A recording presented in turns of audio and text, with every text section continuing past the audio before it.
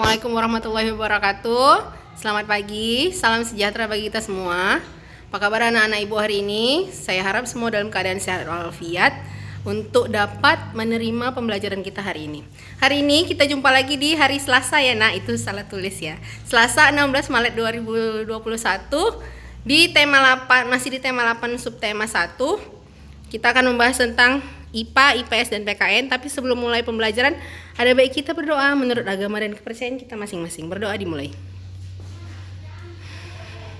Berdoa selesai. Nah, kita masuk di pelajaran IPA mengenai gaya. Buka bukunya halaman 101. Apa itu gaya, nak? Ya, waktu di video di awal semester 2 ini sudah pernah sedikit dibahas mengenai gaya. Gaya adalah tarikan atau dorongan pada sebuah benda, ya. Ketika benda ditarik atau didorong, maka itu dikatakan benda tersebut mendapatkan gaya, ya. Gaya tadi bisa mengakibatkan benda bergerak atau benda berubah bentuk. Maka tarikan atau dorongan dari sebuah gaya tadi sangat-sangat mempengaruhi sebuah benda. Benda tadi bisa berpindah tempat atau benda tersebut bisa berubah bentuknya. Contohnya ya, gaya dapat mempengaruhi gerak benda. Contohnya meja, ketika ditarik atau didorong maka dia akan berpindah tempat, maka dia akan bergerak. Jadi dikatakan meja tersebut telah mendapatkan gaya. Gaya apa? Tarikan atau dorongan. Lalu gaya katanya dapat merubah bentuk. Contohnya saja pada saat ibumu terutama ya, orang tuamu membuat adonan sebuah kue, ada tarikan atau dorongan di situ. Jadi dari bahan-bahan kue yang telah dicampurkan tadi, ketika ditarik dan didorong, diadon ya, ditarik dan didorong, dapat merubah kue tadi sesuai bentuk yang diinginkan oleh ibumu. Maka dari bahan-bahan kue tadi ketika mendapatkan gaya tarikan atau dorongan dapat merubah bentuknya. Oke. Lalu buka bukunya halaman 102, katanya gaya mempengaruhi gerak benda. Ya, buka bukunya halaman 102. Gaya merupakan tarikan atau dorongan yang dapat mempengaruhi keadaan suatu benda. Salah satu akibatnya adalah benda berpindah tempat. Perpindahan benda menjauhi atau mendekati tempat atau benda tersebut akibatnya dikenai gaya disebut gerak. Iya. Seperti yang contoh yang sudah saya berikan di tentang gaya tadi, ternyata gaya tadi dapat mempengaruhi gerak benda. Jadi ketika sebuah benda diberikan tarikan atau dorongan, dia akan berpindah tempat, maka dikatakan benda tersebut bergerak. Ya, segitu pengantar mengenai IPA. Sekarang lihat tugasnya. Tugasnya lakukan praktek. Yang pertama, gaya mempengaruhi benda diam. Lihat di halaman 101. Yang kedua adalah gaya mempengaruhi benda jatuh, halaman 103. Di situ ada bahan-bahannya, ada alat-alat prakteknya. Yang kamu kumpulkan adalah laporannya. Ya, kesimpulan dari hasil praktekmu tadi. Ya, di situ ada jelas di halaman 101 dan 103 apa saja kesimpulan yang harus diambil dari hasil praktek tersebut. Oke, begini dulu pengantar IPA. Sekarang kita masuk di IPS. Buka bukunya halaman 107 mengenai sumber daya alam.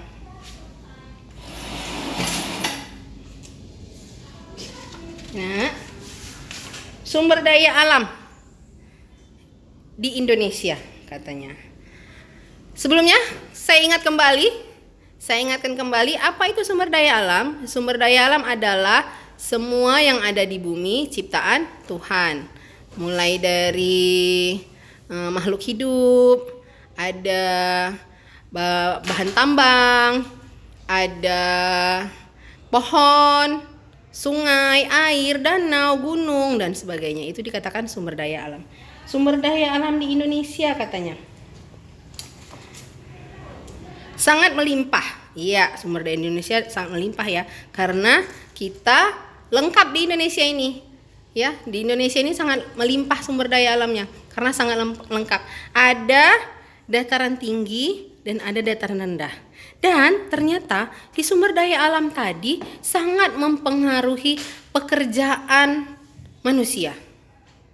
Ya, contohnya saja sumber daya alam di daerah pegunungan. Apa saja pekerjaan orang-orang yang di daerah pegunungan? Contohnya bertani, berkebun, berladang, bisa juga beternak ya. Bisa kita lihat siapa yang sudah pernah jalan-jalan di daerah Brastagi. Nah, itu bisa dilihat ya. Kekayaan alamnya apa aja? Banyak sekali tumbuh-tumbuhan di sana, mulai dari ada padinya, ada buah-buahannya, jeruk, stroberi dan sebagainya. Ada sayur-sayurannya lengkap ya. Cabai, bawang, tomat, ada wortel dan sebagainya. Itu semuanya hasil dari para petani atau orang-orang yang bekerja di ladang. Lalu dikatakan daerah pantai. Apa pekerjaan orang di daerah pantai? Menangkap ikan, yang kita sebut juga dengan nelayan, ya. Menangkap ikan atau nelayan, atau orang yang berdagang ikan. Setelah nelayan tadi turun dari kapalnya, dia akan menjualnya di TPI. Apa itu TPI? Tempat penampungan ikan. Di sana sudah ada orang-orang yang menampung ikan atau orang-orang pedagang-pedagang ikan yang akan menjual hasil tangkapan para nelayan. Nah, maka dikatakan orang-orang yang tinggal di daerah pantai pekerjaannya apa? Pekerjaannya adalah nelayan dan pedagang. Ya, seperti itu. Lalu kita lanjut di PKN. Buka bukunya halaman 108 tentang keragaman individu. Ya, individu itu apa, Nak? Individu itu adalah orang. Setiap orang itu mempunyai ciri-ciri fisik yang berbeda-beda katanya di situ. Ya. Ciri fisik yang paling utama kita bisa lihat adalah adanya laki-laki dan perempuan. Sangat kelihatan ya mana beda laki-laki perempuan, terutama dari rambut. Tapi ada juga sih perempuan yang rambutnya dipangkas habis, laki-laki rambutnya gondrong. Tapi itu hanya sedikit orang yang mempunyai keinginan pribadi itu ya. Tapi kebanyakan bisa kita lihat ciri fisiknya, jika laki-laki dia berambut pendek, perempuan dia berambut panjang. Itu kebanyakan ya. Apalagi sekarang telah banyak kaum muslimin yang sudah menyadari kewajibannya untuk menutup kepalanya atau menutup auratnya dengan berjilbab. Lalu, Nak, tiap-tiap individu tadi ada yang memiliki hobi yang sama. Misalnya ada orang yang hobi mancing, hobi masak, hobi kereta besar dan sebagainya. Mereka itu akan tergabung dalam sebuah disebutkan istilahnya adalah komunitas. Apa itu komunitas? Perkumpulan orang-orang yang mempunyai hobi yang sama. Misalnya kau hobi mancing, jadi kau pasti akan mencari perkumpulan orang-orang yang hobi mancing. Jadi kau berkumpullah di situ bersama orang yang sama. Atau hobi masak ya ibu-ibu, maka dia akan mencari komunitas hobi masak dan sebagainya. Lalu kita lanjut di manusia sebagai makhluk sosial, buka bukunya halaman 110. Apa itu manusia sebagai makhluk sosial? Manusia sebagai makhluk sosial adalah manusia tidak bisa hidup tanpa bantuan orang lain. Ya, makhluk sosial katanya. Gak bisa hidup kita tanpa bantuan orang lain. Mulai dari terbuka mata sampai tertutup mata. Terutama orang-orang yang membantu kita tuh siapa? Orang-orang yang dalam rumah. Orang tua, kakak, adik, abang, nenek, paman, uak dan sebagainya. Pokoknya yang ada di sekitar kehidupan kita. Ya, mulai dari membantu kita bangunin tidur, nyucikan baju, masakkan, memberikan jajan, ngajak kita ngobrol setiap hari, memberikan kasih sayang. Lalu ada lingkungan sekolah, ada guru, kepala sekolah dan lain sebagainya yang memberikan ilmu. Lalu ada lingkungan pertemanan, ada teman-temanmu yang mengajak kau main-main setiap hari.